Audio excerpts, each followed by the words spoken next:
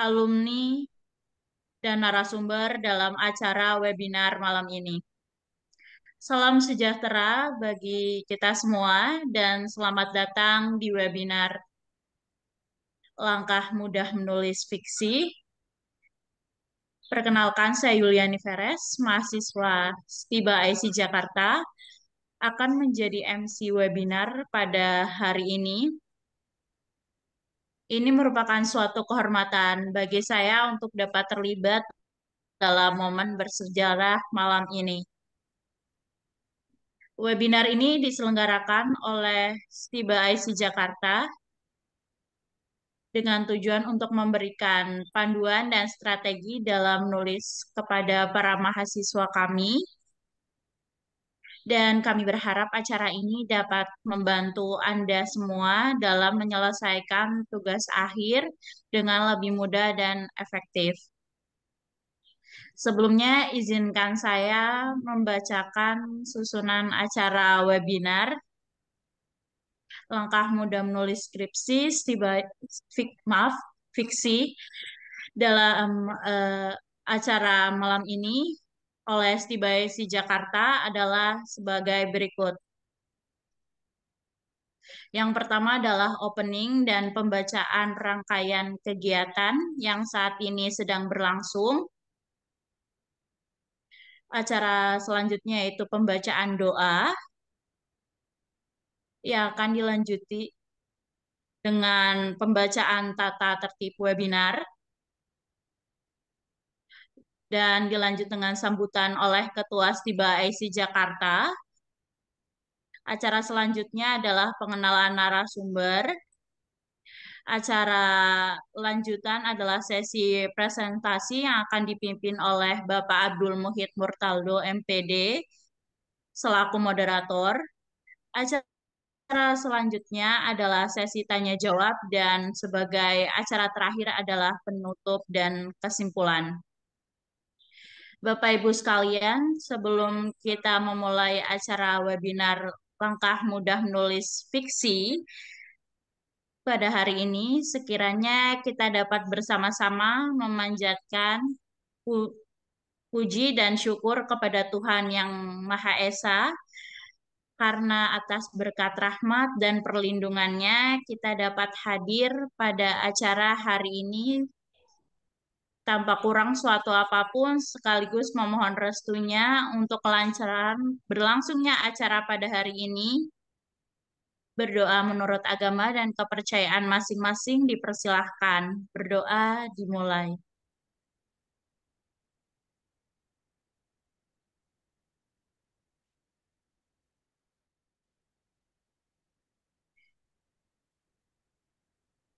Berdoa selesai. Namun sebelum kita masuk ke acara inti, izinkan saya untuk menyampaikan beberapa aturan selama webinar ini berlangsung. Yang pertama adalah pastikan mikrofon Anda dalam keadaan mute selama narasumber memberikan materi. Yang kedua adalah jika ada pertanyaan, silahkan tulis di kolom chat dan pertanyaan Anda akan dijawab pada sesi tanya jawab. Dan yang ketiga adalah webinar ini akan direkam untuk keperluan dokumentasi. Acara selanjutnya adalah sambutan dari Ketua STIBA IC Jakarta. Izinkan saya mengundang Bapak Muklasul Fasik MPD selaku Ketua STIBA IC Jakarta untuk memberikan kata sambutannya. Kepada Bapak Muklasul Fasik, waktu dan tempat kami persilahkan. Ya, tes terdengar suara saya? Tes suara terdengar ya? Jelas, jelas. Ya, terima kasih. Bismillahirrahmanirrahim. Assalamualaikum warahmatullahi wabarakatuh. Waalaikumsalam. Waalaikumsalam. Alhamdulillahirrahmanirrahim. Kita bisa dipertemukan kembali ya dalam kegiatan webinar yang diadakan STIBA IC Jakarta, yang mana webinar pada kali ini dengan konsep alumni talk yang pertama ya, untuk memberikan sharing dan juga pengalaman dari para lulusan alumni STIBA IC Jakarta dengan tema menulis fiksi ya, yaitu langkah mudah dan cara cepat menulis fiksi.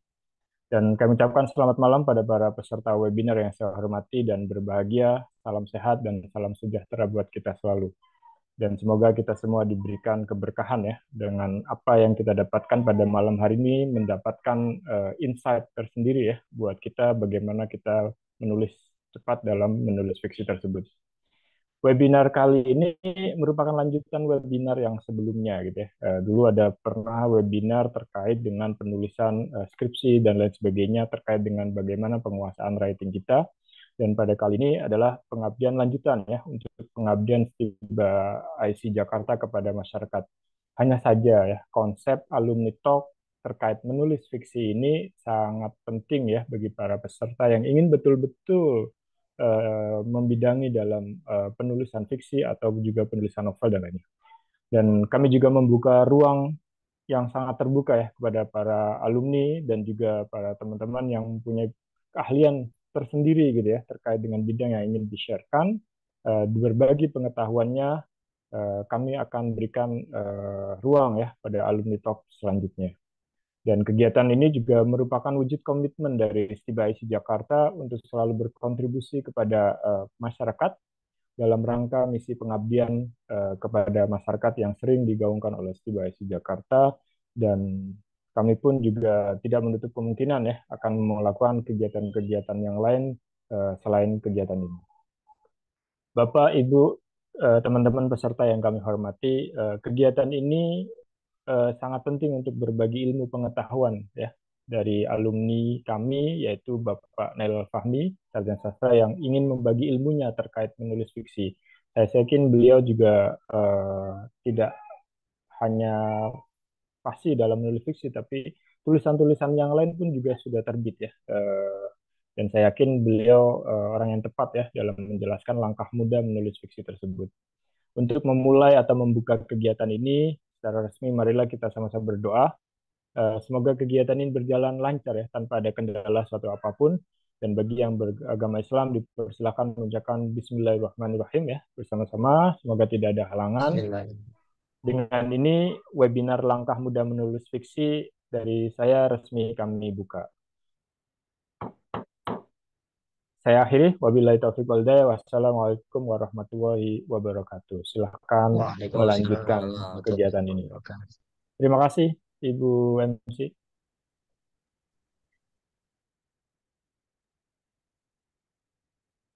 Baik, terima kasih Bapak Muklasul Fasik MPD yang telah memberikan sambutannya.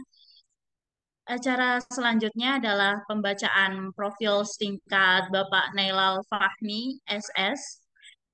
Beliau adalah seorang penulis dengan latar belakang pendidikan pesantren dan tentunya alumni Stibaisi Jakarta pada tahun 2010. Karyanya telah diterbitkan oleh beberapa penerbit mayor di Indonesia, mencangkup beberapa genre, mulai dari komedi, romansa, paduan, hingga tentang keluarga. Penulis juga gemar traveling dan memiliki perhatian khusus terhadap pendidikan anak usia dini. Beberapa karya yang telah beliau publikasikan antara lain Bandung Kasarung, buku saya yang diterbitkan pada Mei 2009, Pintar Bahasa Inggris via Media Sehari-hari, Dahara, Hadiah Maret 2012, Di Bawah Bendera Sampul, Pastel, Mizan September 2014, serta Pendidikan Keluarga Kami. Serta 8 karya lainnya mungkin bisa diakses lewat blog yang beliau share. Mungkin oleh sebab itu, Stiba IC Jakarta mengundang Bapak Nailal Fahmi karena pengalaman dan keberhasilannya sebagai penulis berbakat dengan latar belakang pendidikan pesantren, serta karya-karya inspiratif yang diterbitkan oleh penerbit mayor di Indonesia, diharapkan dapat memberikan wawasan dan motivasi bagi para peserta webinar dalam menulis skripsi. Maaf, fiksi. Bapak Ibu sekalian, kita akan memasuki acara utama kita, yaitu pemaparan dari Bapak Nailal Fahmi SS. Selanjutnya, acara inti akan saya serahkan kepada moderator webinar pada malam hari ini, yaitu Bapak Abdul Muhid Murtalda MPD. Waktu dan tempat saya persilahkan.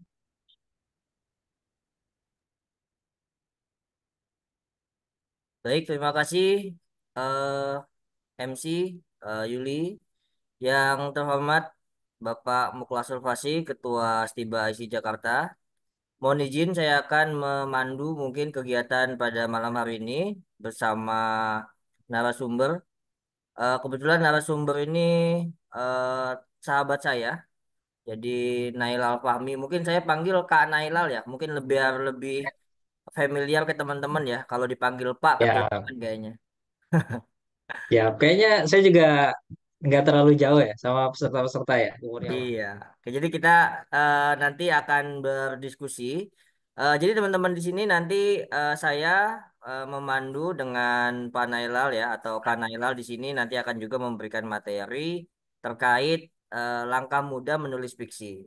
Mungkin teman-teman di sini ada yang sudah pernah menulis, boleh di kolom chat ya, sudah belum gitu ya. Di sambil di respon gitu ya. Seperti apa, sudah pernah menulis belum gitu. Kalau nulis status sudah kayaknya ya.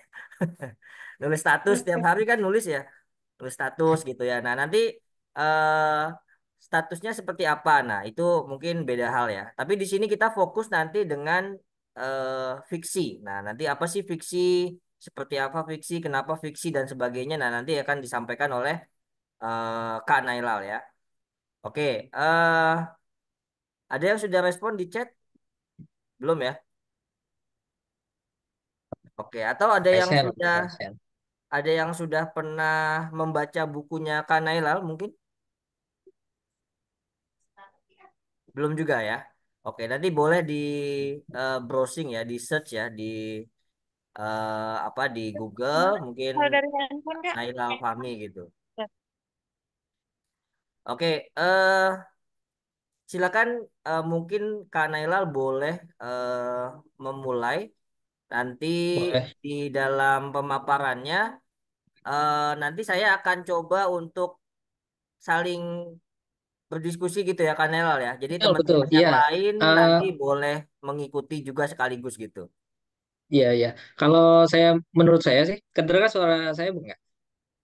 Terdengar Kak Nailal? Terdengar. Oke. Menurut saya akan lebih eh, apa cair gitu kalau misalkan dibuat seperti podcast aja gitu ya. Jadi nanti saya kasih materi, tapi di tengah materi bisa dikasih kesimpulan atau kasih pertanyaan lain supaya yang pertama itu akan lebih apa lebih menarik gitu, seperti kekinian gitu. Jadi saya mengusulkan itu gitu. Saya mulai aja langsung ya. Eh, Pak Silakan Kak Nailal, Muhid, silakan. Pak. Ya, silakan. Terima kasih atas perkenalannya tadi sama Kak Yulia. Saya share screen boleh ya? Boleh silakan Kak. Eh,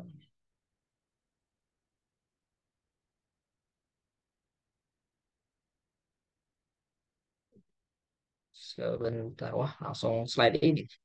Sebentar.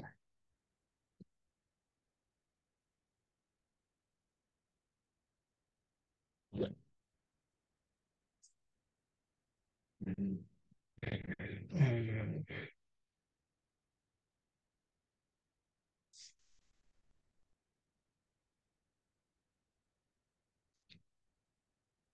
saya ulang ya, maaf.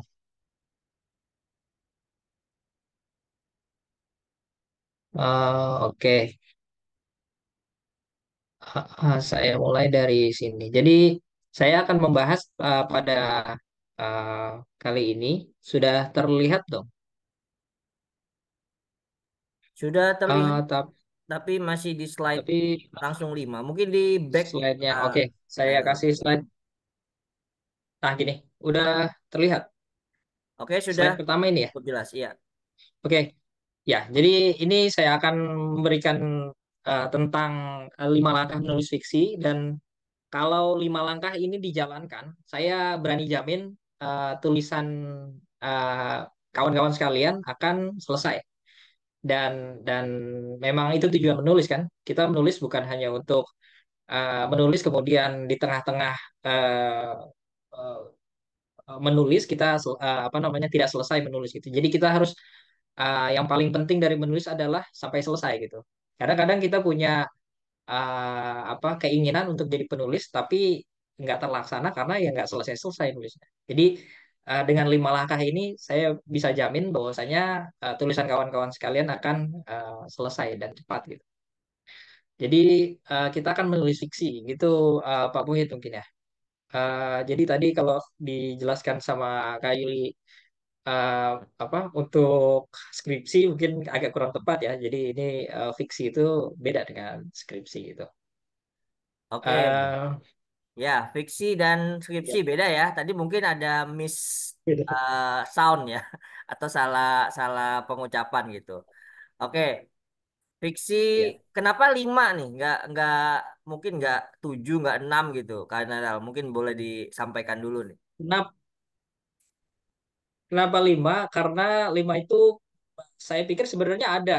Kalau saya mau bilang 20 juga bisa saya terapkan 20. Coba 5 ini paling minimal. Minimal Oke, ketika kita udah punya minimum 5 ya. ini, kita udah bisa menyelesaikan apapun yang ingin kita tulis.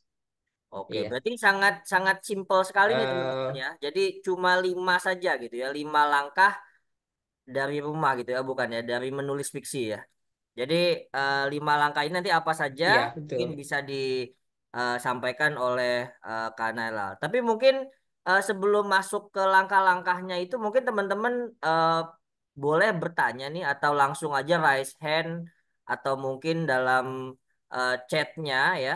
Ini di sini tadi ada yang sudah komen saya belum menulis belum pernah menulis. Oke, nggak apa-apa sih ya sebenarnya nggak harus yang sudah menulis juga. Ini kan justru belajar ya. Kita bersama-sama di Ya. sini belajar bagaimana cara menulis gitu. Karena menulis ini luas juga gitu ya, Kanela ya mungkin ya. Jadi menulis fiksi ada non fiksi ya dan sebagainya gitu. Ada yang nulis lagu nih, ada yang nulis lagu. Kalau saya pernah nulis lagu gitu ya. Saya sudah pernah membaca buku. Oke. Oke, silakan mungkin dilanjutkan jika belum ada yang raise hand. Nanti kalau ada yang raise hand boleh kita berikan waktu atau kesempatannya gitu.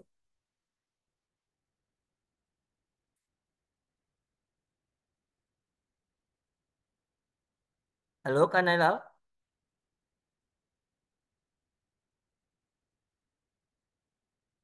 Oke, suara saya masih terdengar.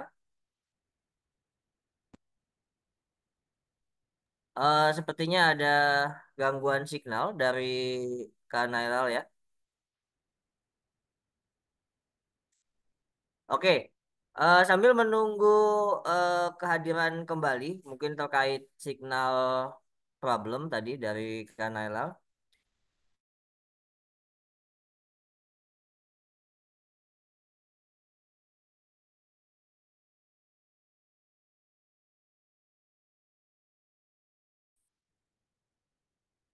Jadi kalau fiksi atau non fiksi itu kan sebuah hal yang sama atau beda nih kira-kira? Beda ya. Oke, jadi fiction dan non fiction gitu ya. Nah, di sini Kanel itu lebih banyak ke fiction ya. Jadi mungkin sesuatu yang bisa diceritakan nanti dari pengalamannya ketika menulis fiksi gitu ya. Oke, nanti mungkin akan disampaikan eh, what is fiction gitu ya. Apa sih fiksi nanti disampaikan oleh Kak Nailal. Dan juga nanti mungkin kenapa kenapa harus menulis fiksi gitu ya. Dan juga lain-lainnya mungkin eh, apa perbedaannya atau mungkin apa bagusnya fiksi dan sebagainya gitu ya. Oke, ini kita masih menunggu signal kanal ya. Sepertinya lost signal.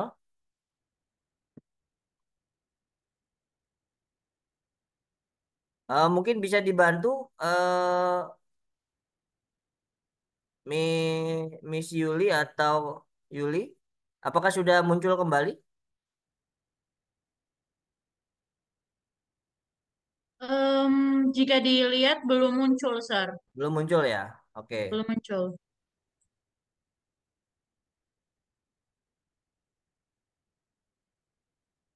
Maaf kawan-kawan sekalian, kayaknya agak Oh, oke, jelek. sudah muncul kembali ya. Ya, ya, sorry. Jadi mungkin nggak apa-apa ya, nggak. Saya punya asisten juga kok, jadi nanti akan di-share. Jadi yang mau saya tekankan di sini, langkah-langkah ini bisa dilakukan oleh siapa aja. Jadi fiksi itu kalau yang kita tahu bersama ya, gampangnya itu fiksi adalah cerita rekaan, cerita imajinasi gitu ya. Lawannya non fiksi, karena ada uh, beberapa lawan kata dari fiksi, yaitu fact dan satu lagi truth. Tapi sebenarnya yang kita bahas kali ini adalah fiksi eh, yang lawan katanya non fiksi. Jadi fiksi itu cerita yang eh, apa, hasil dari imajinasi gitu ya. Jadi seperti yang saya janjikan, yang pertama yang perlu kita tulis adalah premis. Jadi ada yang tahu tentang premis di sini? Suara saya terdengar ya? Terdengar, Kak Nela. Dengar Kak. Oke. Jadi premis itu adalah hal pertama yang perlu kita tulis untuk memulai kita menulis fiksi. Premis itu terdiri dari tiga hal. Jadi yang pertama itu karakter, yang kedua adalah goals, tujuan karakter itu, yang ketiga adalah halangan atau apa sebutannya, masalah atau tokoh antagonisnya gitu ya. Saya lanjutkan kepada slide yang selanjutnya. Nah, ini kalau kawan-kawan bisa lihat di sini ada karakter, ada tujuan, dan ada situasi atau masalah. Jadi coba kita langsung buat aja ya, supaya tidak berlama-lama karena tadi juga udah kepotong gitu ya. Eh, Coba mungkin Pak Muhid, jadi karakter ini bisa siapa aja, bisa benda, bisa hewan, bisa manusia, bisa satu orang, bisa banyak orang. Kita sebut aja misalkan karakternya apa, Pak Muhid misalkan. Nah, Karakternya boleh karena kita di kampus dosen misalnya ya. oke, oke, dosen. Karakternya dosen. Apa tujuannya? Kita kasih tujuan karakter ini. Misalkan Tujuannya tujuan yang paling sederhana. Hmm? tujuan ini jadi seperti apa nih, Kak Nela? Mungkin bisa di. Boleh tujuan misalkan dia dari rumah mau ke kampus, ya kan? Itu kan Oh, tujuan ya. tujuan. Oke. Kayak bisa kayak gitu ya. Itu tujuan yang sederhana aja. Itu misalkan dia si dosen ini mau mengajar dari rumah ke kampus. Oke, kemudian kita beri masalah dia.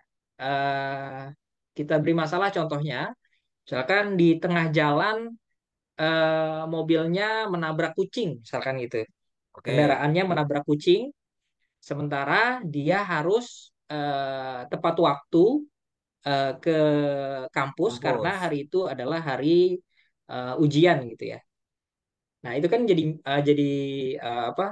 Udah bisa dijadikan sebuah cerita dari premis itu. Jadi ada seorang dosen yang ingin ke kampus, tapi di tengah jalan kendaraannya menabrak seekor kucing, sementara dia harus cepat-cepat pergi apa sampai ke kampus karena hari itu ada ujian. Apakah apa yang harus dia lakukan? Nah, itu nanti diceritakan. Jadi premis hanya sebatas itu doang, karakter, tujuan, situasi atau masalah gitu.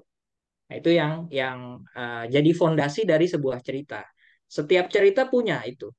Kita sebut aja, mau cerita novel, mau cerpen, mau film, itu pasti ada premisnya. Nggak mungkin nggak ada premisnya. Jadi kita contoh ambil novel Harry Potter misalkan. Harry Potter premisnya apa sih? Harry Potter itu premisnya adalah Harry Potter, seorang anak penyihir yang tiba-tiba diundang oleh sekolah sihir Hogwarts, ya kan? Itu karakternya. Tujuannya apa? Tujuannya dia ingin mengetahui jati dirinya karena dia nggak tahu dong dia siapa ayahnya, kenapa dia bisa diundang. Itu kan selama buku pertama ini terutama ya. Itu tujuannya. Tapi ada penghalangnya. Tapi ada Lord Voldemort yang ingin bangkit menjadi makhluk abadi dan akan membinasakan siapapun termasuk Harry Potter. Ya, jadi itu premis dari novel Harry Potter. Novel apapun, film apapun pasti ada premis seperti itu, ya kan? Kita sebut aja misalkan film lah, ya. Kita cari film. Dilan, film dan novel ini Dilan ya kebetulan. Ada yang udah nonton atau baca Dilan bisa raise hand atau di komen. Raise hand nggak apa-apa, di komen nggak apa-apa. Jadi Dilan itu sebenarnya premisnya sederhana sekali. Sederhana karena Dilan ingin menjadikan Milea kekasih, tapi ada halangan-halangan. Halangan-halangannya ada. Kalau yang udah pernah nonton pasti ngerti. Ada Benny, ada geng motor, ada tawuran, ada Anhar, ada Kang Adi, ya kan? Itu yang menjadi halangan-halangan. Memang secara premis nggak ada yang istimewa dari novel Dilan ini atau dari film Dilan ini. Jadi yang bikin istimewa itu apa sih sebenarnya dari film Dilan? Sebenarnya ada hal lain selain premis. Tapi intinya nggak itu. Intinya adalah semua cerita itu punya premis. Mungkin Dilan agak ini ya, agak uh, banyak yang apa saya lihat. Oh ada yang udah ya. Yang film yang kekinian lah, yang agak lain mungkin ya, yang banyak ditonton sekarang ini yang paling populer kayaknya agak lain ya. Ada yang udah nonton Resen atau bisa komen? Agak Sudah lain itu bisa. Pak Muhid? Oh ya, Pak Muhid pernah nonton? Udah nonton Resen? Apa agak lain? Agak lain sudah nonton saya. Udah ya, Ya, itu yang paling populer sekarang. Ya. Sekarang kita bedah premis agak lain. Premis agak lain itu walaupun ada banyak karakter, ya kan? Premis agak lain kan ada 4 karakter utamanya ya. iya iya. Tapi dia punya tujuan yang sama. Ada yang tahu tujuannya apa? Ada yang bisa ini coba tujuannya apa kalau karakter di Mungkin agak teman-teman lain? di sini bisa menjawab, silakan. Nyari duit. Nah, Nyari betul. Siapa itu? cuan. Yu. Ryu ya? Ya betul Ryu. Ya, view. Jadi agak lain itu memang ada karakternya 4, tapi dia punya kesamaan tujuan, nyari uang. Memang berbeda-beda, berbeda-beda apa tujuan dia nyari uang. Misalkan si Jegel mau bayar utang judi, si Bene perlu uang buat nikah, Boris perlu uang buat masuk ABRI, satu lagi si Oki butuh uang untuk ngobatin ibunya. Tapi semua karakter itu tujuannya satu, mereka butuh uang. Nah, apa yang dengan tujuan itu mereka mau mencari uang dari bisnis rumah hantu, ya kan? Jadi karakter-karakter itu butuh uang dengan cara apa berbisnis rumah hantu. Tapi, nah ini situasinya. Tapi tanpa sengaja mereka membunuh seorang politisi di rumah hantu itu. Nah, itu jadi premis, ya kan? Menarik premis itu dan unik premis itu dibanding Dilan ya kalau tadi ya. Tapi kalau melihat film atau melihat novel nggak hanya dari premisnya, tapi dari isinya juga. Dan agak lain, saya pikir premisnya udah cukup unik, jadi ceritanya bisa kita bayangkan, ha, apalagi ditangani oleh Aco ya sutradaranya, produser sutradaranya kayaknya. Nah itu bisa bisa lucu seperti itu dan sekarang paling banyak ditonton itu ya. Jadi semua sekali lagi saya ulangi, semua cerita, semua novel itu pasti punya premis. Saya coba satu atau dua premis lagi, kawan-kawan nebak ya. Jadi saya punya premis gini.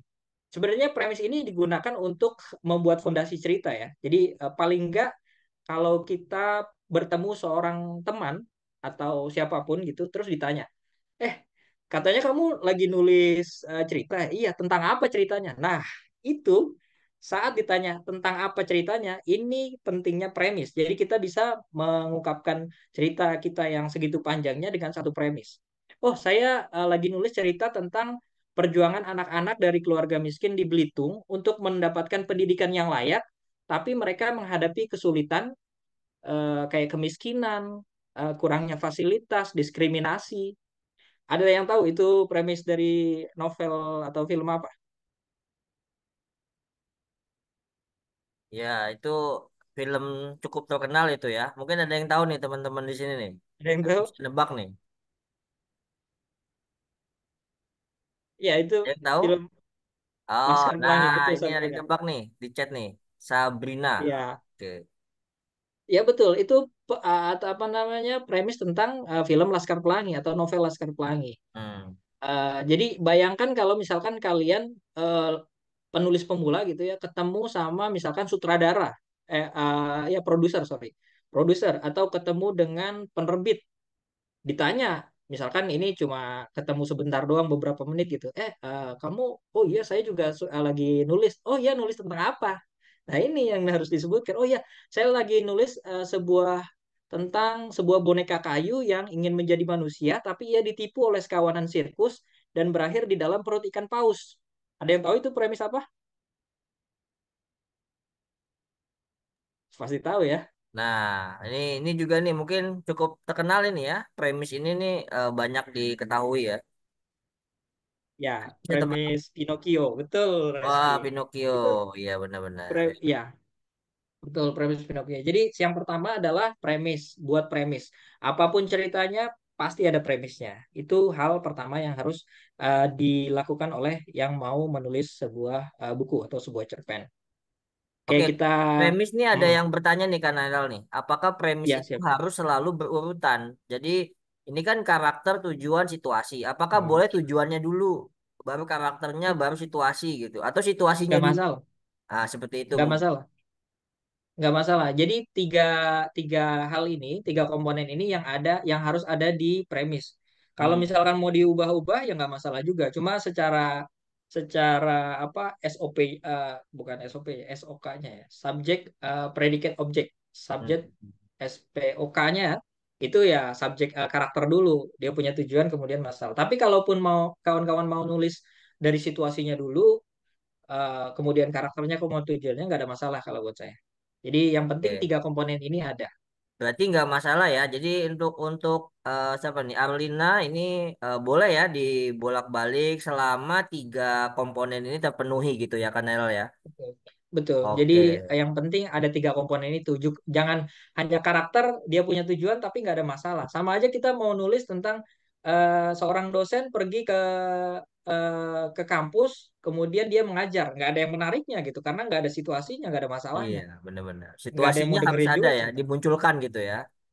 Ada masalahnya betul. Atau Jadi harus tokoh ada. antagonis ya, tokoh antagonis ini juga bisa juga ya jadi masalah gitu kan Bisa. ya maksudnya ya. Harry Harry Potter itu kan masalahnya tokoh antagonis, Lord Voldemort. Hmm, Kayak oke. novel Bumi, apa tokoh apa namanya masalahnya itu kan tokoh antagonis. Jadi kalau kawan-kawan pernah baca Bumi, novel Terelie ya Bumi, itu kan tokoh antagonisnya Tamus ya, mirip sama Lord Voldemort ya. Jadi tokoh antagonis juga bisa dijadikan penghalang atau masalahnya gitu. Oke, apakah premis ini dapat dikatakan sebagai inti atau isi dari seluruh cerita?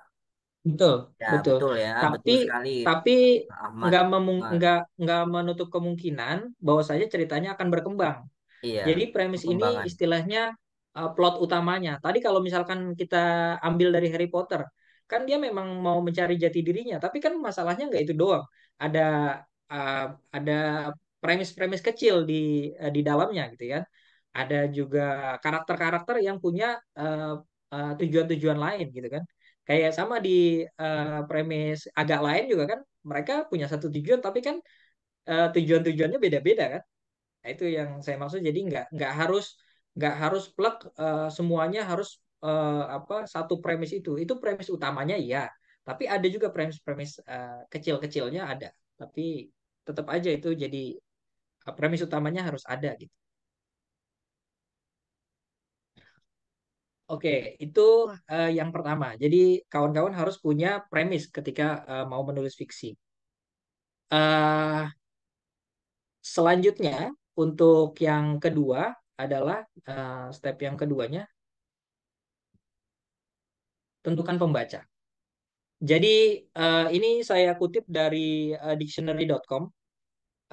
Saya highlight atau saya bold tiga kata yang utama dari eh, apa definisi ini. Yang pertama interest, amuse, sama instruct. Interest itu menarik, menghibur, amuse menghibur atau instruct menggerakkan, menginstruksikan, mengajarkan bisa kita artikan seperti itu ya. Jadi setelah kita punya premis, hal yang selanjutnya kita lakukan adalah kita menentukan pembaca. Kenapa harus ada pembaca? eh Gini, eh karena kalau kita menulis untuk pembaca. Pasti kita nggak bisa menulis novel atau menulis cerpen atau menulis apapun yang bentuknya cerita ya untuk diri sendiri. Nggak bisa gitu kan? Kita menulis untuk orang lain. Bayangkan, jadi kalau kawan-kawan mau menulis, bayangkan kalian menulis itu untuk orang lain. Sama aja ketika kita bicara. Kita bicara kan harus ada orang yang diajak bicara. Kalau misalkan bicara enak, kalau misalkan kita lagi cerita nih, kebanyakan kita kan apa namanya kalau ngobrol cerita ya. Kita lagi cerita tentang kucing kita yang baru mati misalkan gitu. Kita mau lawan bicara kita supaya dia ikut terharu, ikut merasakan apa yang kita rasakan gitu ya. Nah, itu kan kita berarti harus memilih kosakata yang membuat dia sedih, harus memilih apa intonasi, misalkan kalau dalam bicara ya, harus apa bisa juga kita kasih metafora segala macam gitu, supaya intinya supaya yang kita ajak bicara itu ikut merasa sedih kalau kita tujuannya mau menceritakan kesedihan gitu kan. Jadi memang setiap penulis harus punya eh, pembaca yang ingin dia sasar. Itu intinya yang saya mau katakan. Jadi menulislah untuk seseorang. Karena kalau nggak gitu, kita akan bingung nantinya. Bingungnya gini, kayak kita nggak tahu apakah orang itu bosan atau enggak. Jadi kita menulis itu harus untuk interest, amuse, dan instruct orang yang kita ajak berinteraksi atau reader kita. Ya kan? Sama aja kayak misalkan kita lagi cerita nih. Kita tahu nggak teman kita nggak dengerin cerita? Pasti tahu dong, ya kan? Kita tahu nggak dia udah bosan dengerin cerita kita? Pasti udah tahu dong. Kenapa dia bosan? Karena nggak menarik ceritanya, ya kan? Jadi ketika kita memposisikan kita menulis untuk seseorang, kita sebisa mungkin mengusahakan apa yang kita tulis itu menarik bagi si pembaca. Jadi kita kerahkan seluruh apa daya upaya kita untuk menarik minat pembaca sampai akhir. Cerita dalam novel-novel Ghostbump contohnya. Setiap kita ada di akhir babnya, pasti kita merasa mau baca bab setelahnya ya kan? Kenapa? Karena penulis tahu bahwasanya pembaca ini penasaran, pasti penasaran, makanya dia buat akhirnya nggak selesai supaya dia mau buka bab baru, buka bab baru, buka bab baru terus sampai nggak sadar itu udah habis gitu kan. Makanya orang apa namanya mungkin kawan-kawan ada yang seneng baca Ghostbump gitu ya. Kan pasti di setiap akhir cerita, di setiap akhir bab itu ada hal yang lah kok nggak selesai. Jadi kita buka lagi bab-bab selanjutnya. Itu berarti penulis ngerti apa kemauan dari pembaca. Pembaca ingin dihibur dong secara secara apa uh, mereka mau membaca itu ya supaya terhibur, supaya dia terinformasi, supaya dia tergerak gitu. Nah, itu tujuannya. Kalau kawan-kawan tahu The Hobbits, ada yang pernah baca The Hobbits atau nonton The Hobbits? Present atau komen? Dia novel prequel dari The Lord of the Ring ya. Kalau kawan-kawan tahu, Lord of the Ring juga apa namanya novel yang udah jadikan film juga. Jadi uh, dia pengarangnya J.R.R. Tolkien ya, J.R.R. Tolkien. Kalau kawan-kawan tahu sejarahnya, The Hobbits itu ditulis hanya untuk anaknya. Jadi Tolkien waktu nulis The Hobbits itu hanya tulisan yang diperuntukkan dia tulis untuk anaknya. Bahkan ada orang yang berspekulasi Bilbo Baggins, karakter dalam The Hobbits itu adalah presentasi dari anaknya J.R.R. Tolkien. Jadi kalau kita udah bisa menulis, nggak perlu banyak orang, kita menulis tentang buat siapa sih? Misalkan kita mau menulis novel bercerita yang akan saya persembahkan untuk anak saya. Jadi bahasa yang kita gunakan adalah bahasa untuk anak kayak gitu. Misalkan kita mau nulis untuk kawan dekat kita, bahasa yang kita gunakan nanti akan berubah kan? Beda ketika saya misalkan saya pernah nulis tentang bukan hanya fiksi tapi non fiksi juga. Saya pernah nulis tentang belajar pintar bahasa Inggris via media sehari-hari. Karena saya tahu ini bukan untuk anak-anak, maka bahasanya pun akan berbeda gitu. Bahasanya pun akan lebih formal gitu. Beda ketika saya menulis Bandung Kasarung misalkan, itu loh novel komedi, bahasanya akan berubah gitu. Walaupun penulisnya sama, tapi ketika saya tahu ini sasarannya siapa, pembacanya siapa, akan berubah bahasa dan cara menyampaikannya. Seperti itu kira-kira. Yang kedua. Jadi yang pertama kita tahu menulis premis, yang kedua adalah tentukan pembaca karena dengan menentukan pembaca kita akan tahu bagaimana cerita ini akan ditulis dan kita fokus untuk menarik minat pembaca. Itu intinya. Gitu Pak Muhid. Oke, semakin menarik ya. Jadi yang kedua ini menentukan pembaca. Berarti mungkin ada beberapa kategori yang umum ya. Karena tadi ada anak-anak, dewasa, atau seperti apa nih karakteristik pembaca itu kalau dibagi lagi menjadi beberapa jenis pembaca gitu biasanya Kanel. Iya betul. Paling kalau menurut saya sih ada dua aja penulis pembaca pembaca anak-anak dan pembaca dewasa. Kalau saya Oke. membaginya hanya dua itu aja karena kalau misalkan dibagi berdasarkan umur bisa aja cuma akan jadi panjang.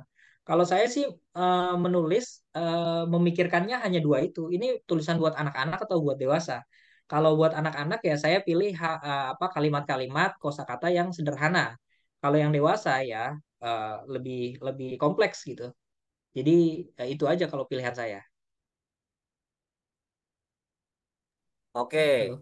ya jadi ada dua karakter pembaca ya. Tadi anak-anak dan mungkin dewasa. Jadi kalau SD, SMP atau SMA itu ya mungkin teman-teman bisa tentukan sendiri ya. Kira-kira dia masuk ke dewasa atau anak-anak gitu ya. Mungkin Hmm. SD anggaplah masih sekolah dasar itu masih anak-anak, tapi mungkin SMP Hmm. sudah dewasa gitu ya. Oke, Tapi boleh benar dilanjutkan Kak Naral sambil menunggu pertanyaan. Teman-teman kalau ada yang mau bertanya bisa langsung di kolom chat dan juga bisa langsung raise hand ya. Jadi konsepnya oke. kita seperti podcast yang tadi dibilang Kak Naila di awal. Jadi sambil dipaparkan, sambil ada pertanyaan yang muncul itu boleh sekali gitu. Iya, betul, betul. Jadi saya sebenarnya tadi kalau misalkan ditanyakan range umur juga bisa karena ada beberapa penerbit mereka punya pertanyaan-pertanyaan untuk penulis yang salah satunya pembaca. Jadi penerbit menanyakan pembaca range umur berapa dan apa tujuan dari penulisan ini apa. Biasanya gitu. Ada beberapa penerbit yang menginginkan range umur gitu. Tapi kalau saya pribadi ya yang saya sebutkan tadi cuma dua aja kalau menurut saya. Oke, Oke, kita dua ya. lanjut ke hal yang ketiga ya. Jadi ini yang kedua, tentukan pembaca. Hal yang ketiga adalah tulis kerangka sederhana. Ini yang agak panjang, yang mungkin akan memakan lebih banyak waktu. Jadi saya mohon izin, mungkin nanti kalau bisa saya persingkat, saya akan persingkat.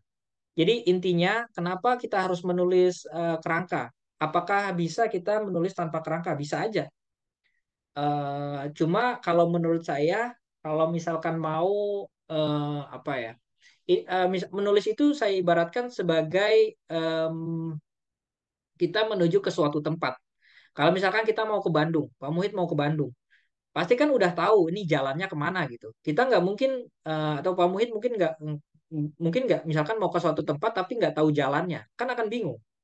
Jadi Black kerangka box itu ya. kalau iya, jadi kerangka itu kalau saya sebut tadi premis itu sebagai fondasi, kerangka ini kalau saya ibaratkan sebagai tiang bangunannya. Jadi ada fondasi, ada tiang. Jadi kerangka ini tiang. Ketika ada tiangnya, kita udah bisa nebak, oh ini jadi jendela nih, ini akan jadi pintu nih, ini akan jadi kamar mandi, akan jadi ruang tamu gitu. Kita udah tahu itu walaupun belum ada wujudnya, baru ada tiang-tiangnya aja. Jadi kerangka itu saya ibaratkan seperti itu. Dan yang saya maksud kerangka di sini bisa diubah nanti kalau misalkan di tengah jalan eh, ada apa namanya, ada keinginan untuk mengubahnya nggak ada masalah. Yang penting kita udah tahu dulu. Kayak misalkan kita jalan-jalan ke Bandung, tapi di tengah jalan ternyata tolnya lagi macet, ya kita pindah. Nah, kayak gitu contohnya. Jadi sederhananya ada tiga hal yang biasanya ada di kerangka. Yang pertama 1, 2, 3 gitulah. Kalau Ayu Utami bilangnya Cilukba. Nah, pertama itu kalau kita ibaratkan dia karakter, pada babak yang pertama, naikkan karakter ke atas pohon. Ini istilah aja ya, bukan bener-bener karakternya ini manjat pohon, nggak. Naikkan karakter ke atas pohon yang pertama, babak pertama. Babak keduanya, lempar batu ke arahnya, lempar batu ke arah si karakter yang manjat pohon tadi. Dan ketiga, turunkan dia dengan anggun. Itu kira-kira kalau teman-teman pernah apa ngambil kuliah sastra mungkin pernah ya ada kerangka gitu yang ada klimaks, ada introduction, ada klimaks, ada conclusion. Biasanya kayak gitu. Tapi nggak seperti segitiga gitu juga. Biasanya agak miring dia, agak landai. Nanti habis konklusi biasanya langsung cepat turun. Oke, saya akan paparkan satu-satu. Jadi saya punya 3 act ya sebutannya, 3 babak. Yang pertama itu eh, terlihat slide saya ya. Halo. Masih Terlihat, terdengar Kak. kan ya? Oke, ya. Jadi yang pertama saya akan pakai cerita yang film aja ya supaya banyak yang relate ya. Cerita Spider-Man. Tentu banyak yang udah nonton Spider-Man. Saya rasa setiap generasi kita punya Spider-Man masing-masing ya. Dari Tobey Maguire yang Tobey Maguire, ya? Oh iya, yang Spider-Man pertama Tobey Maguire, yang kedua itu Amazing Spider-Man, pernah diperankan oleh si, aduh siapa namanya? Lupa. Andrew Garfield. Andrew Oh, terima Garfield. kasih. Andrew Garfield, betul. Dan yang ketiga, Tom Holland ya. Nah, setiap Spider-Man itu punya cerita sendiri-sendiri, tapi tetap apa kerangkanya akan merujuk pada ini. Saya mulai, jadi yang pertama, yang harus ada di kerangka itu dunia yang tidak sempurna. Ini hanya istilah ya. Dunia yang tidak sempurna, point of attack, penolakan, dan persiapan perjalanan. Itu yang ada di bagian 1. Saya mulai di dunia yang tidak sempurna. Jadi kita atau penulis memberikan keterangan atau memberikan penjelasan di mana uh, dijelaskan tentang bidang personal, profesional, dan private-nya. Kayak misalkan kita lihat di Spider-Man, uh, bidang personalnya si Peter Parker ini anak umur SMA yang tinggal bersama paman dan bibinya dan punya kawan dekat bernama Harry, Harry Osborn namanya. Di profesionalnya, dia sering terlambat ke sekolah, sering dibully di sekolah. Dan di bidang private-nya, ia suka dengan Mary Jane, tapi tidak berani atau malu mengatakan perasaannya. Setiap film, setiap novel pasti ada ini. Saya jamin pasti ada dunia yang tidak sempurnanya. Di mana satu bagian ini, ada bagian ini seluruh kehidupan personal, profesional, dan private-nya kita kasih tahu, tapi ada yang nggak sempurna, ya kan? Mau film apapun, mau apa novel apapun, misalkan dari novel yang Harlequin, animasi, K-drama, sampai cerita kompleks kayak apa namanya tetralogi Pulau Buru, pasti ada dunia yang tidak sempurnanya. Nah, itu yang harus di apa dijelaskan atau diangkat di awal-awal cerita. Kemudian kita menanjak kepada hal yang kedua yaitu point of attack. Point of attack itu gampangnya gini, dia titik awal dimulainya cerita. Kalau nggak ada ini, nggak akan naik nih ceritanya, nggak akan dimulai ceritanya. Jadi pada momen ini, karakter itu memperoleh hal yang membuat ceritanya berjalan maju. Jadi karakter ini menuju ke petualangannya. Kalau dalam Spider-Man, point of attack-nya adalah ketika Peter digigit laba-laba. Karena begitu Peter digigit laba-laba, dia berubah menjadi punya kekuatan laba-laba, ya kan? Punya kekuatan super. Itu point of attack-nya. Kalau itu dicabut, nggak ada laba-laba ini, ya udah nggak akan jadi cerita ini kan. Kalau ini cerita detektif, kayak misalkan cerita detektif Conan misalkan, kartun ya, atau Sherlock Holmes. Kawan-kawan pasti banyak yang suka Sherlock Holmes ini. atau detektif Poirot, Agatha Christie. Apa point of attack-nya? Point of attack-nya adalah ketika ada kasus pembunuhan, ya kan? Ketika ada kasus pembunuhan itu point of attack dari cerita ini. Nah, itu seperti itu yang ada di eh, eh, X1 di bagian 2-nya, point of attack. Selanjutnya kita melanjut. Oh, sorry, sorry. Oh, ini udah ya. Yang kedua, yang ketiga itu penolakan. Penolakan itu gini. Kalau misalkan kawan-kawan pernah, intinya penolakan itu si karakter ini nggak langsung ketemu goals-nya.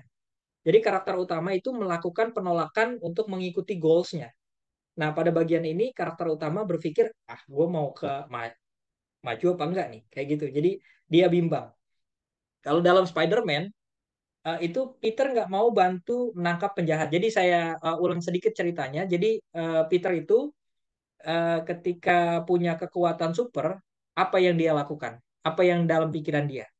Dia nggak langsung, gue punya kekuatan nih, gue mau membasmi kejahatan kan, kejahatan nggak kayak gitu kan. Kalau misalkan Peter berpikir seperti itu akan nggak logis, benar kan?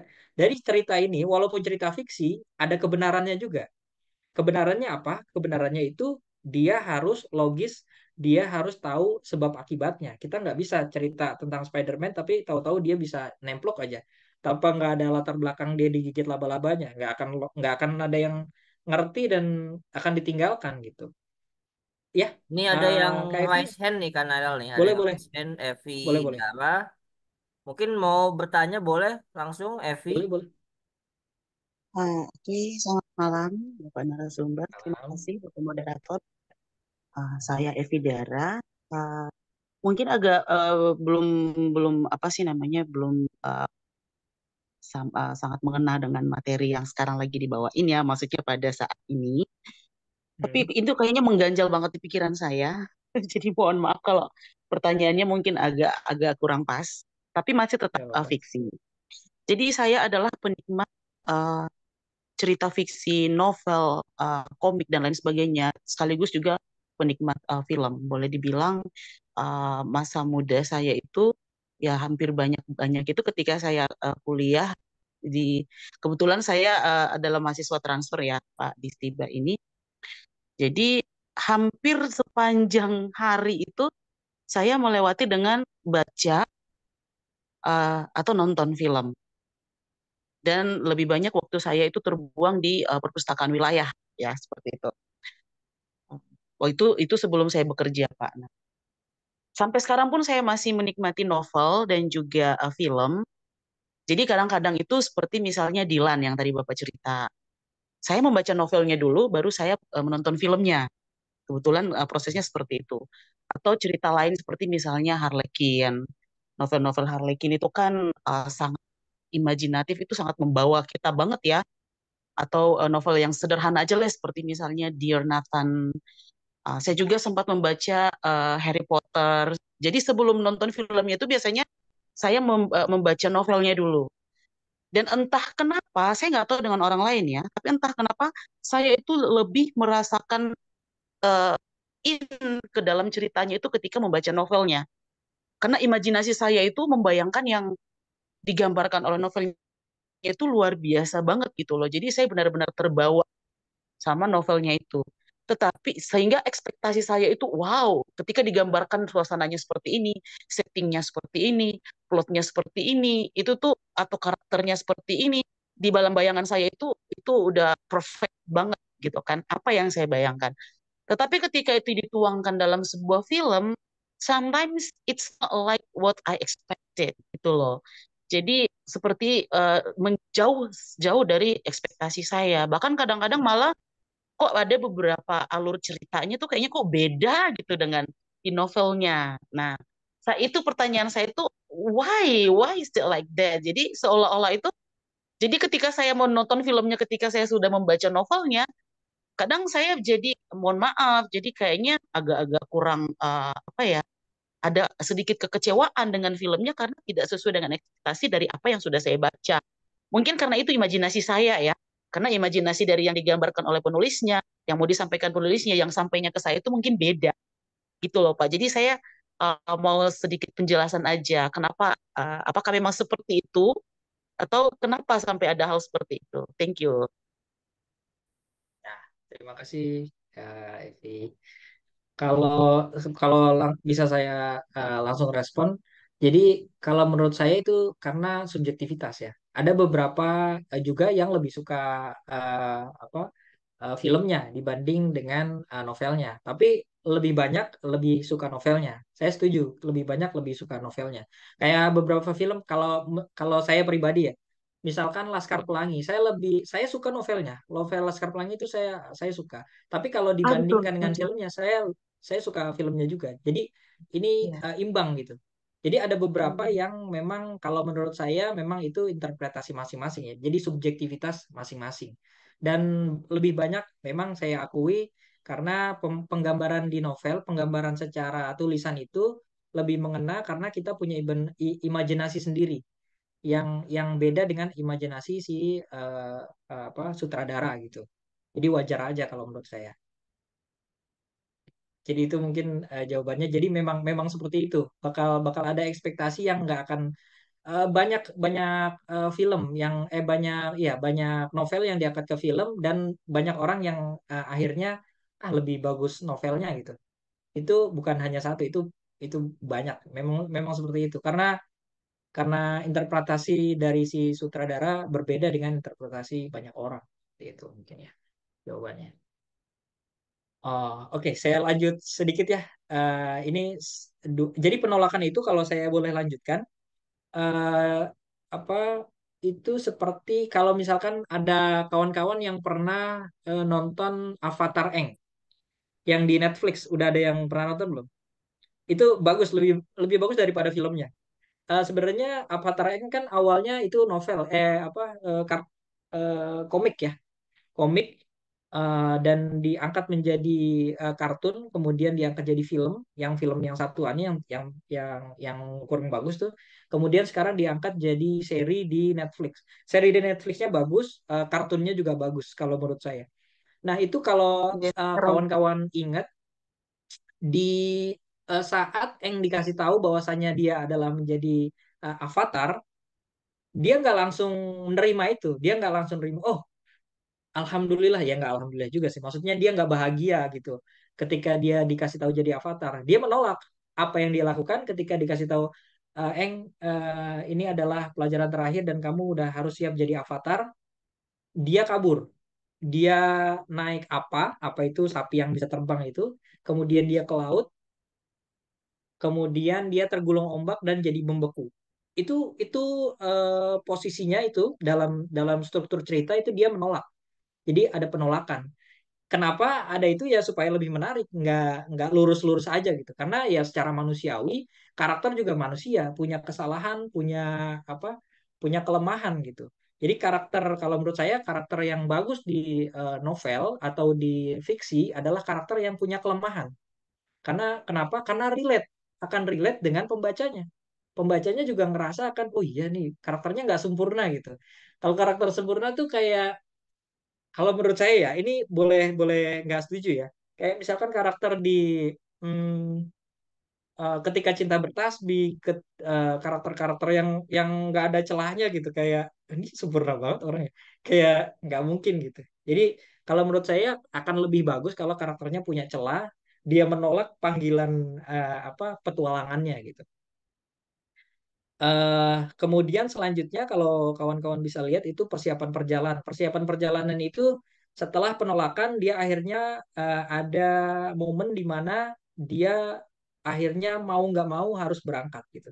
Kalau dalam Spider-Man setelah dia nggak nangkep si penjahatnya itu kan intinya dia nggak kenapa sih dia nggak mau nyelamatin dia nggak mau nangkep penjahat awalnya gitu. Jadi dia ada penjahat yang lari ke arah Spider-Man ini, ke arah Peter Parker, dia ngebiarin aja. Kenapa dia biarin? Karena penjahat itu ngambil uang dari orang yang nipu Peter Parker.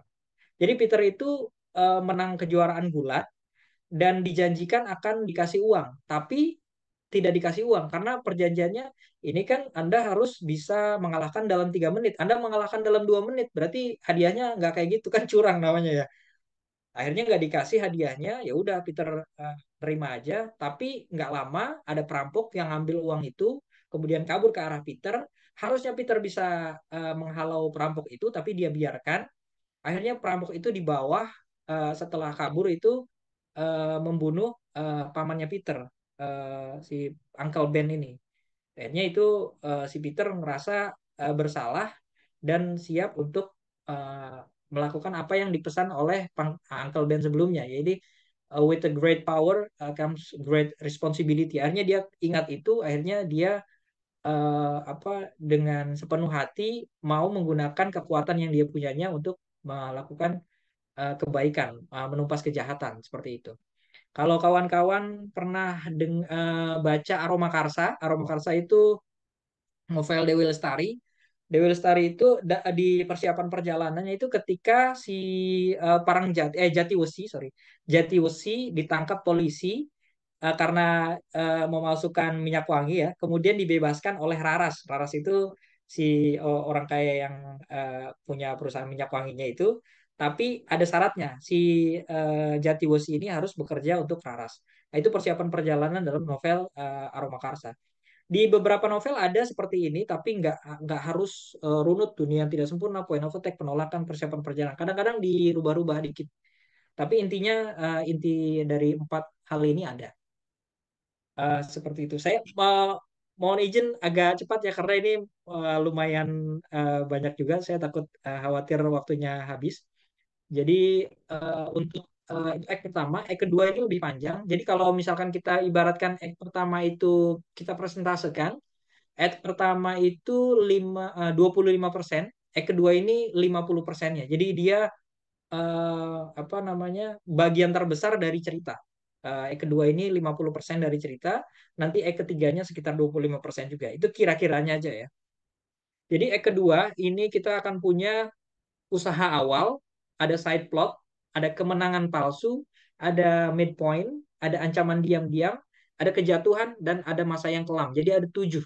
Ada 7 sebutan Kak. Saya poin plot point. Ada 7 plot point yang ada di Act 2 ini. Kita mulai usaha awal. Jadi usaha awal ini adalah ketika karakter mencoba untuk menyelesaikan problem yang ada. Biasanya dengan cara yang termudah. Kalau si Peter ini, Spider-Man ini atau di bagian cerita-cerita superhero apalah itu, superhero apapun gitu. Biasanya karakter ini lagi giat-giatnya membasmi penjahat-penjahat yang kecil, nyari kostum, gimana cara menggunakan kekuatan dia, dia akhirnya dikenal banyak orang. Nah, itu usaha awal tuh. Kalau dalam cerita-cerita detektif, detektif Poirot, detektif Conan, detektif Sherlock, biasanya eh, mereka udah punya clue-clue yang akan mengantarkan kepada siapa nih pelaku utamanya, kira-kira gitu. Itu dalam apa namanya usaha awal. Kemudian kita meningkat kepada setelah usaha awal itu ada side plot. Nah, side plot ini tergantung ceritanya. Kalau mau ceritanya cerpen, biasanya side plotnya nggak ada atau sedikit banget side plotnya. Side plot itu gampangnya gini. Ini ada plot utama. Side plot itu plot yang kecil, tapi nanti akan berbenturan dengan plot utamanya. Jadi dalam side plot ini adalah plot di tengah-tengah plot yang akan nanti apa mengganggu plot utamanya. Kalau dalam Spider-Man, side plotnya itu ketika eh, Dr. Osborn, ayah dari Harry, Harry itu kawannya Peter ya, seperti yang kita tahu, itu melakukan penelitian dan akhirnya menjadikan dirinya Green Goblin. Nah, itu side plot. Si Peter nggak tahu akan ada Green Goblin karena itu side plot, nggak seplot dengan si Peter gitu. Kemudian selanjutnya kalau misalkan kawan-kawan apa namanya lihat misalkan Avatar Aang juga ada side plotnya, apa lagi ya? Eh, Coba diingat-ingat lagi deh. Pasti ada poin di mana dia apa namanya cerita ini misah sendiri gitu dari cerita utamanya. Nah, itu disebutnya side plot. Oke, kemudian selanjutnya adalah kemenangan palsu. Kemenangan palsu ini cerita di mana ada poin cerita di mana karakter utama berhasil mendapatkan apa yang dia inginkan atau apa yang apa eh, kira apa namanya perkiraan dia telah mengalahkan musuh utamanya gitulah. Kalau dalam Spider-Man dia berhasil mengalahkan Green Goblin memang, tapi Green Goblinnya nggak mati, cuma kabur aja gitu. Jadi dia berhasil menyelamatkan Mary Jane juga, dan kita tahu si Peter suka dengan Mary Jane. Jadi itu merupakan kemenangan buat si Peter sendiri ya kalau kita lihat di sini. Jadi eh, tapi kemenangan itu bukan kemenangan yang sebenarnya. Kalau dalam cerita detektif biasanya gini, detektif itu nangkep orang nih, udah nangkep, oh ini pasti ini pelakunya nih. Tapi begitu ditangkap, ternyata ada pembunuhan lagi dengan motif yang sama. Berarti kan itu kemenangan palsu. Ternyata bukan dia yang pelaku sebenarnya. Gitu biasanya kalau kalau cerita detektif. Kemudian kita meningkat lagi ke midpoint. Midpoint itu apa? Kita berarti udah ada di tengah cerita nih. Kalau eh, kawan-kawan mau buat novel setebal 100 halaman, midpoint ini kira-kira udah halaman 50 lah. Jadi udah ada di tengah cerita kita. Midpoint ini merupakan jembatan ketika masuk kepada apa kejatuhan. Jadi side plot itu kemenangan palsu nanti akan mengarah kepada kejatuhan. Jadi kejatuhan itu midpoint itu kayak apa ya jembatannya lah. Kayak pertengahan cerita akan menjembatani nanti masuk ke ancaman diam-diam. Jadi selanjutnya ini ancaman diam-diam. Kalau di cerita Peter ini ancaman diam-diam ini pusat dari atau tingkat dari kemenangan palsu. Jadi kemenangan palsu, kenapa disebut kemenangan palsu? Karena ada ancaman diam-diam di sini. Jadi Spider-Man itu kalau dalam Spider-Man itu ditandai dengan Goblin, Green Goblin sudah mengetahui jati diri Spider-Man. Kalau misalkan Green Goblin tahu jati diri Spider-Man, berarti kan Green Goblin bisa apa, menyakiti orang-orang yang disayangi oleh Spider-Man. Sementara Spider-Man nggak tahu jati diri Green Goblin. Jadi Spider-Man Peter Parker ini nggak tahu Green Goblin itu ayahnya Harry. Tapi ayahnya Harry atau Green Goblin ini tahu siapa itu Spider-Man sebenarnya. Ini kan ancaman diam-diam kan. Kalau cerita detektif itu berarti pembunuhan yang baru itu pakai modus yang lama, padahal detektif tersebut udah pembunuhnya udah kayak masuk penjara gitu. Jadi ancaman diam-diam ini ternyata salah selama ini gitu si detektif ini. Kemudian selanjutnya adalah kejatuhan. Kejatuhan ini plot point ketika karakter utamanya, ya karakter utama atau orang-orang yang di dekat karakter utama eh, jatuh atau hancur atau mengalami kegagalan. Nah, di saat ini karakter utama nggak bisa melakukan apa-apa selain ya udah jatuh aja gitu. Dia nggak punya kekuatan. Kalau dalam film-film superhero misalkan dalam film Batman, Batman yang pertama tuh yang Christian Bale itu dia apa masuk ke dalam sumur. Nah, itu kejatuhan tuh. Jadi masa kejatuhan itu ketika Green Goblin udah tahu dalam Spider-Man ya, udah tahu Spider-Man itu siapa, kemudian akhirnya berusaha untuk menyakiti orang yang dicintai Spider-Man yaitu Bibi May. Jadi dia menyerang Bibi May, Green Goblin, kemudian Bibi May-nya sampai masuk ke rumah sakit. Itu kejatuhan. Setelah itu apa? Masih ada kejatuhan lagi. Kalau ibarat kata kita jatuh terus tertimpa tangga, timpahin aja semuanya gitu. Jadi memang seperti itu supaya apa? Supaya pembaca nih merasa terhibur. Memang memang begitu cara menghibur pembaca. Jadi pembaca nggak mau atau penonton nggak mau cerita yang biasa-biasa aja. Kalau misalkan pembaca ngerasa karakternya ini udah mau kalah, dia kan akan lebih kok kalah ya? Masa sih kalah gitu? Gimana sih caranya nanti kalau udah terpuruk sampai segini nih gimana sih caranya gitu? Jadi kita lanjut kepada masa yang kelam. Masa yang kelam ini kayak kita tahu kalau di dalam kayak tadi saya ibaratkan udah jatuh ketimpa tangga. Nah, itu masa yang kelam tuh. Jadi kalau Peter ini udahlah Peter udah tahu jati dirinya, Green Goblin udah mengetahui jati diri Peter dan si eh, Harry ini menjauhi Peter karena sebenarnya Harry suka dengan si Mary Jane. Nah, ini udah perasaan nih kan. Nah, ini walaupun walaupun superhero yang harusnya punya inian kekuatan, tapi juga di film ini disajikan unsur manusiawinya, bahwasanya ya superhero juga punya perasaan yang bisa sakit hati gitu. Yang kalau kawannya meninggalkan dia karena ini kan dilema kan.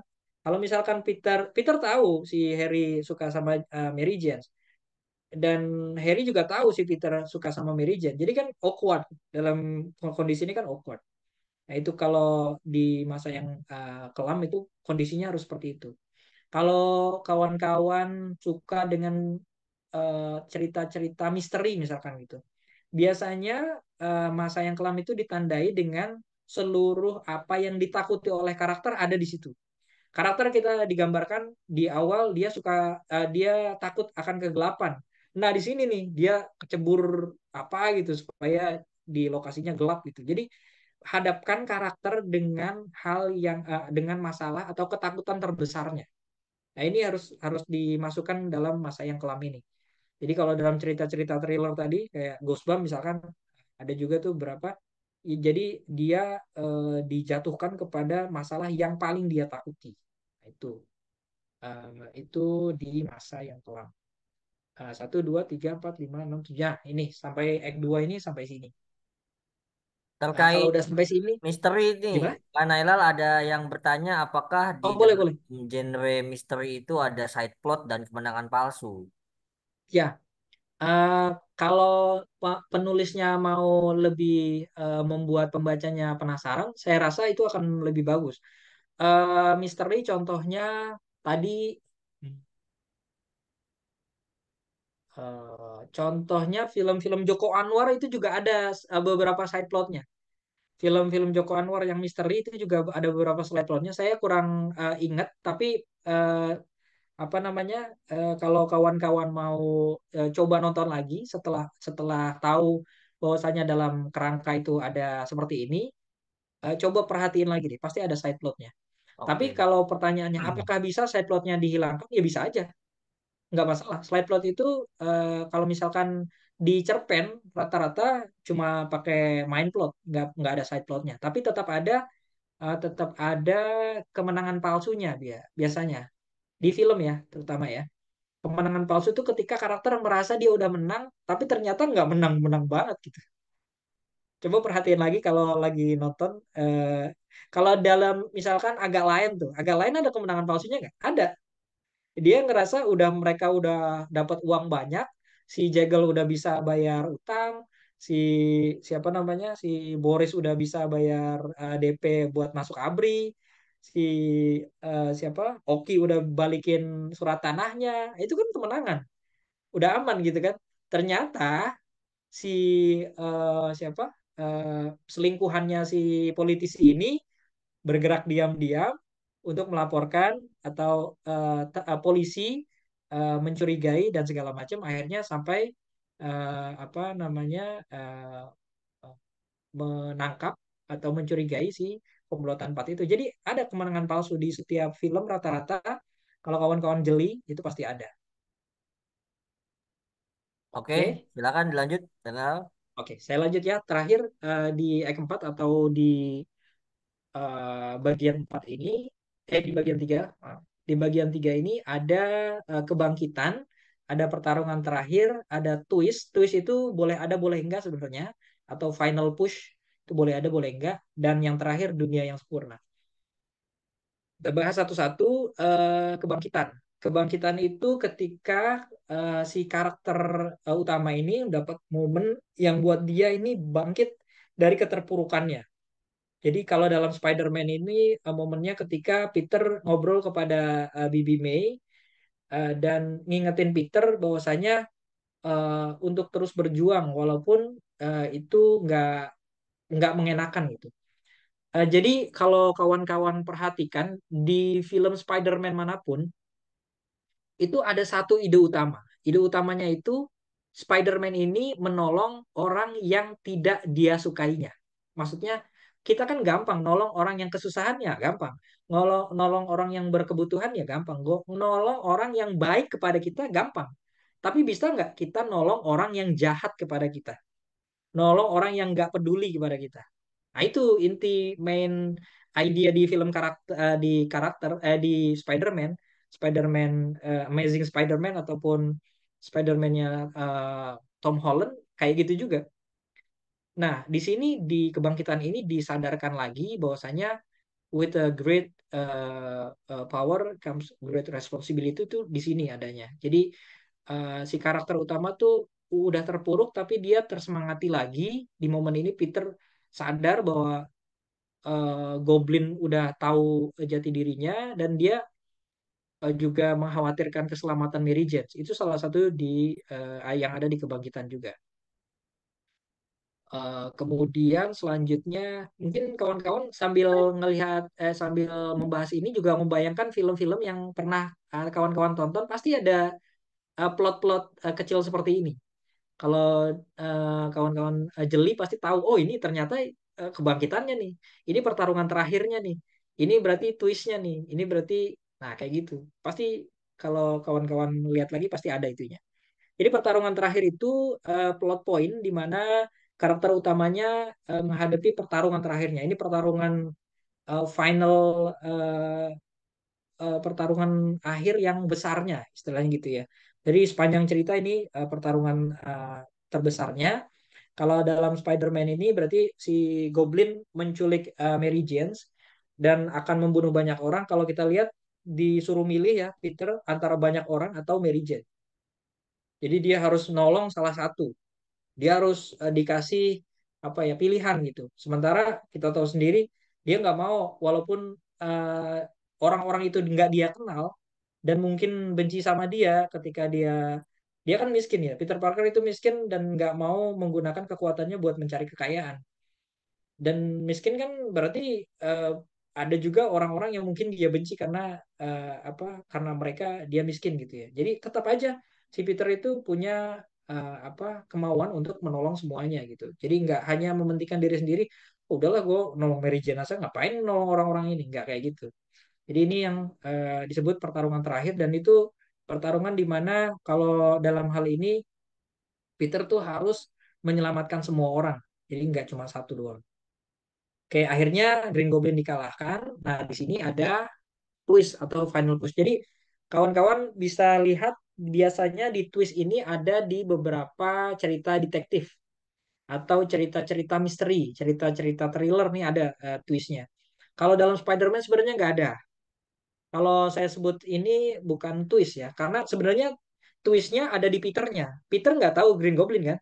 Begitu dibuka Green Goblin ternyata ayahnya Harry. Nah ini twist, tapi twist bukan buat pembaca, twist buat Peter Parker. Si pembacanya kan udah tahu, penonton udah tahu bahwasannya dari side plot udah tahu itu Green Goblin.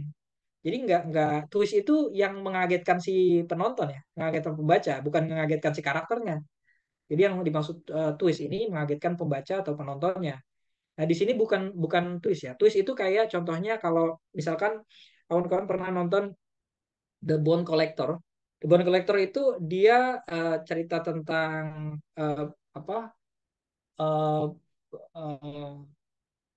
eh, detektif yang mencari pembunuh, pembunuh berantai, tapi ternyata pembunuhnya bukan satu, pembunuhnya ada dua. Dan yang satu itu ternyata polisinya juga, bekerja di unit forensik yang teman dia juga gitu. Jadi ada twist di situ lah. Ternyata pembunuhnya bukan satu, ada dua gitu. Nah itu twist salah satunya. Atau dalam cerita hantu tuh, misalkan atau cerita horor tuh, ternyata karakter utamanya itu udah mati gitu, udah jadi hantu. Ternyata selama ini yang cerita itu udah jadi hantu gitu. Nah itu twist disebutnya ya.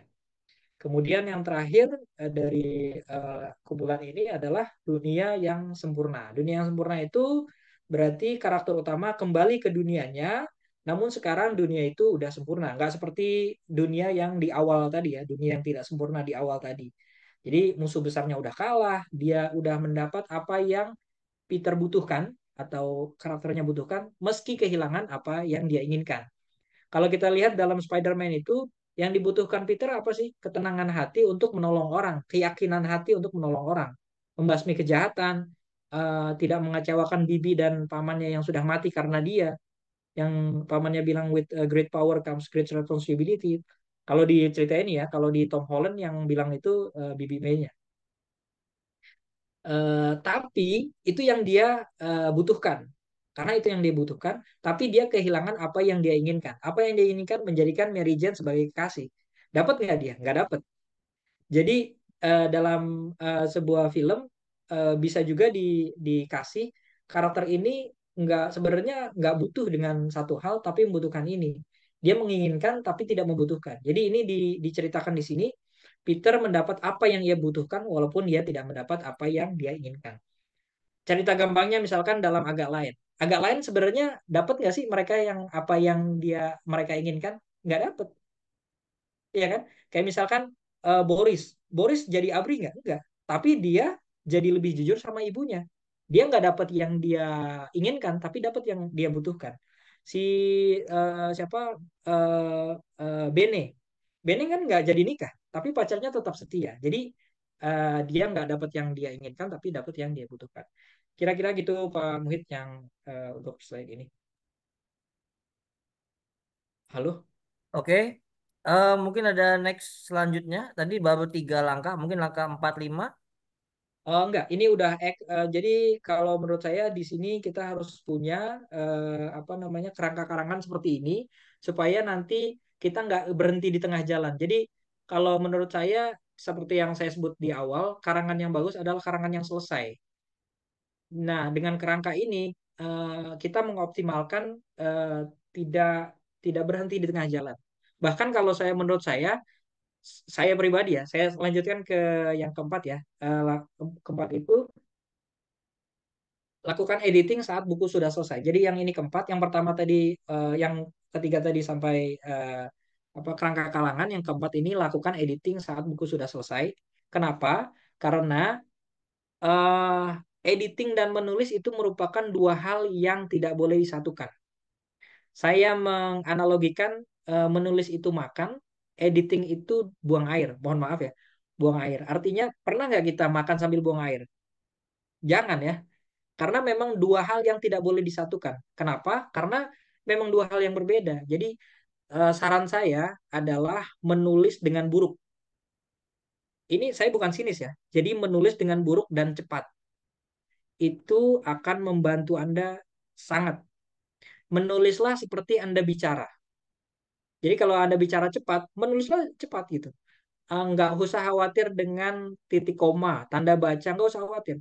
Nggak usah khawatir dengan paragraf, nggak usah khawatir dengan logika yang melompat-lompat, nggak usah khawatir. Dalam tahap ini, dalam tahap menulis, nulislah apa yang ada di kepala kawan-kawan sekalian. Jangan dibatasi. Saya sendiri, saya pribadi, sering banget nulis ketika saya pulang pulang pergi kerja itu sekitar 2 jam di perjalanan, 2 sampai 2,5 jam di perjalanan. Nah di tengah jalan itu kadang-kadang saya punya pikiran untuk kayaknya bagus nih tulis. Saya melipir ke pinggir jalan, mengeluarkan handphone dan menulis. Karena kalau misalkan sampai rumah, biasanya saya akan lupa. Jadi jadi begitu. Jadi apa namanya harus ditulis dulu dan editnya nanti belakangan. Jadi itu akan membuat tulisan kawan-kawan jadi lebih selesai. Karena jangan khawatir karena apa draft pertama itu akan bisa disempurnakan di bab selanjutnya, di draft selanjutnya. Karena tulis terlalu dekat itu tidak memiliki objektivitas. Dan yang terakhir kalau kita menulis dan mengedit belakangan kita jadi punya tahu mana nih yang salah. Oke, saya cepatkan aja ya karena waktunya mungkin. Yang terakhir, yang kelima itu tentukan waktu menulis atau deadline. Kenapa? Karena setiap hal punya waktunya masing-masing. Kita nggak bisa semua hal punya waktu kan. Kita makan ada waktunya. Kan nggak bisa kita makan, saya makan 3 jam. Apa makan 3 jam? Setiap hal, setiap pekerjaan pasti ada waktunya, pasti ada deadline-nya, pasti ada jangka waktunya. Nah, tetapkan deadline ini. Kenapa kita harus menetapkan deadline supaya apa? Supaya selesai gitu aja. Saya gampangnya supaya selesai. Karena kita nggak mau kerjaan kita nggak selesai kan. Kalau saya biasanya membuat rencananya per minggu harus berapa bab. Kalau kita udah punya kerangka karangan ini dibagi menjadi eh, apa, beberapa waktu, misalkan dalam seminggu, dalam sebulan, dalam berapa bulan gitu. Saya pribadi saat ini eh, dalam waktu dekat ini, insya Allah eh, buku terbaru saya akan keluar, ada 3 jilid. Nah itu saya tulis berdasarkan deadline. Kalau nggak akan selesai. Jadi sebenarnya tulisan itu udah selesai dari Januari, tapi nanti akan terbit nggak sampai akhir Desember inilah. Tapi itu harus ada deadline-nya, walaupun belum selesai gitu, walaupun belum akan diterbitkan, harus ada deadline-nya. Kemudian pilih waktu yang sesuai, terserah kapan aja. Kalau saya eh, misalkan butuh pagi hari atau di tengah jalan, saya lakukan aja menulis itu. Kemudian berikan konsekuensi pada diri sendiri. Kalau misalkan kawan-kawan punya target dan targetnya itu selesai, kasih reward kepada diri sendiri. Dan kalau nggak selesai ya kasih punishment, misalkan harus menulis eh, apa double gitu, secara kayak gitu contohnya. Kemudian salah satu yang bisa meningkatkan apa menulis adalah pengetahuan tentang teknik menulis. Ada banyak apa yang bisa kita peroleh baik dari YouTube, dari kalau kawan-kawan mau pasti mudah sekali mendapatkannya. Seperti itu mungkin Pak Muhid. Mohon maaf kayak terlalu panjang ya. Oke, baik Kanel. Sudah cukup banyak dan tidak terasa ya teman-teman ya sudah jam 9 kita, tapi sangat menarik. Jadi sudah ada 5 langkah tadi yang disampaikan oleh Kak Nailal. Jadi yang pertama teman-teman masih ingat ya, yang pertama itu menulis premis ya. Nah, yang kedua tadi kita tentukan pembacanya tuh seperti apa ya. Lalu ada kerangka. Nah, kerangka tadi cukup panjang ya. Mungkin ini kreativitas teman-teman sendiri nanti dalam menulis maunya bentuknya seperti apa. Ya, jadi kerangkanya disusun sedemikian rupa sehingga menarik. Lalu menentukan deadline. Oh, sebelumnya menentukan deadline dulu ya. Nah, nanti baru menentukan editing Sebenarnya, eh, hmm, dan juga yang lainnya. Tapi jangan menulis ya sambil mengedit. Tadi sarannya begitu ya. Jadi supaya betul, hasilnya tuh lebih baik seperti itu. Oke, betul. mungkin. Dan 4 ke 5 ini sebenarnya bisa di switch. Oh Jadi iya, ini bisa di bukan switch ya. peraturan, Jadi bisa di switch. kebalik-kebalik boleh lah ya. Jadi deadline Boleh. atau editing. Tapi yang pasti teman-teman eh apapun yang kita ingin tulis itu sebaiknya ditulis dulu ya. Seperti tadi sarankan Nailal itu. Jadi jangan ragu untuk mencoba menulis walaupun pemula gitu ya. Jadi silakan saja menulis baik itu fiksi dan non fiksi. Tapi ini saat ini kita sedang mencoba belajar tadi yang namanya menulis fiksi. Baik, mungkin itu yang tadi disampaikan oleh Kak Nailal. Untuk pertanyaan atau mungkin untuk yang lainnya bisa nanti ditanyakan kembali ya via email atau mungkin via WA dan sebagainya. Termasuk nanti juga di dalam kolom grup WA juga masih ada kesempatan bisa ditanyakan lewat situ ya Kak Nailal ya. Mungkin masih ada Boleh, waktu boleh. sampai besok Ya, mungkin. hmm, saya juga mohon maaf karena keterbatasan waktu. Sebenarnya tadi ada beberapa yang saya potong penjelasannya. Jadi eh, saya ngerti karena memang di Zoom ya, jadi agak susah ya. Jadi kalaupun nanti ada pertanyaan mau bertanya langsung ke saya, nggak apa-apa. Pak Muhid kalau misalkan mau di-share nomor saya nggak masalah. Oke, nanti di-share email dan ininya aja. Apa mungkin apa nomor WA atau email ya? Mungkin email nanti boleh Boleh. WA dan email dan konfirmasi lainnya. Baik, mungkin itu yang bisa saya sampaikan ke teman-teman bersama tadi Kak Nailal. Saya kembalikan ke MC dan nanti mungkin ada sesi foto bersama ya bersama MC ya. Silakan MC diambil alih kembali. Baik, terima kasih Bapak Abdul Muhid Murtaldo sebagai moderator. Dan sebelumnya tidak terasa kita sudah sampai di penghujung acara pada hari ini. Sebelum kita benar-benar mengakhiri acara pada hari ini, saya ingin meminta Bapak dan Ibu untuk menghadiri presensi yang telah kami share tadi, dan apabila mungkin baru masuk atau terkendala sinyal akan kami kirimkan lagi linknya. Saya selaku MC mewakili seluruh panitia webinar yang bertugas memohon maaf dan undur diri apabila terdapat perkataan atau perilaku yang kurang berkenan. Mari kita tutup acara kali ini dengan melafalkan hamdalah. Sekali lagi terima kasih dan sampai jumpa. Alhamdulillah. Alhamdulillahirrahmanirrahim. Terima kasih Pak Naila. Terima kasih Pak Abdul Muhid. Ya, Terima terima kasih kasih sama-sama. semuanya. Terima kasih teman-teman Kawan-kawan. juga yang sudah hadir. Ibu Husnul, terima kasih. Izin pamit ya, Bu Husnul. Terima kasih, Pak. Sehat Ibu Husnul. Alhamdulillah, Pak. Alhamdulillah sehat, Mister. Masya Allah, luar biasa ini ilmunya ya.